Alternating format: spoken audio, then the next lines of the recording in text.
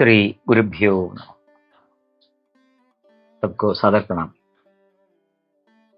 हम गायत्री की बात कर रहे हैं। जब आप गायत्री की बात करेंगे तो ये ऋषि मुनियों की वाक्य है, भावना है।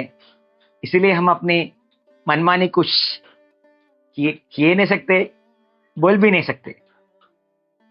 और ऋषियों की, ऋषि कुल की मकुटमणि, रत्नमणि थे स्वयंभुव मनु, जिन्होंने मनुस्मृति लिखे थे।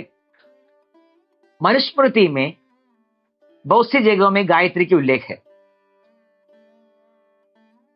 भगवान मनु गायत्री के बारे में क्या कहा है, इसका एक उदाहरण अभी प्रस्तुत करने जा रहा हूं।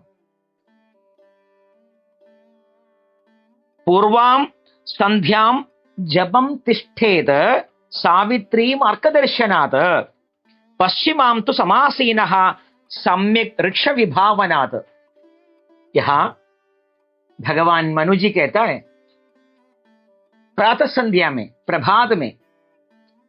प्रभात संध्या में पूरब की ओर खड़े होकर सावित्री यानी कि गायत्री का जप करना चाहिए। कब तक करना चाहिए? सूर्योदय से पहले गायत्री का मंत्र जप शुरू होकर सूर्य दर्शन पर्यंत, जब सूर्य का उदय होता है तब तक आपको गायत्री का जाप करना चाहिए।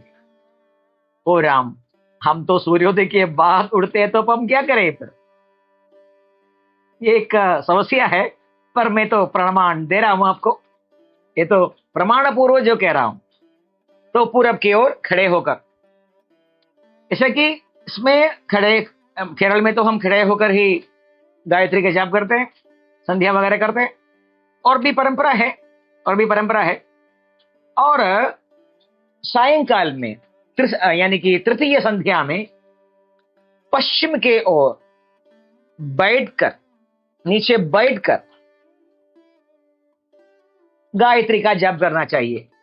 कब तक करना चाहिए? जब तक आकाश में नक्षत्र आते हैं तब तक गायत्री का जाप करना चाहिए। इतनी लंबी अवधि। ये तो ऋषि मुनियों ने इस प्रकार, और हमारे पूर्वाचार्यों ने इसी प्रकार गायत्री का अनुष्ठान किए थे। उसी तरह तो नहीं, कम से कम कुछ समय के लिए तो हम गायत्री का जाप के लिए बैठ सकते हैं। इतना तो दायित्व तो हमारे बनता है।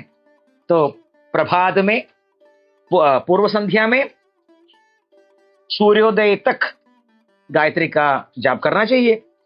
और शाम को नक्षत्रों की, जब आकाश में नक्षत्र दिखने लगे तब तक गायत्री की जाप करना चाहिए। भगवान मनु का आज्ञा है हमसे। तो ऋषि मुनियों का आज्ञा हम लेते हैं या नहीं, हमारे ऊपर निर्भर है, पर लेना चाहिए। तब तो हम अपनी परंपरा से खुद को जोड़ पाएंगे। सबको प्रणाम।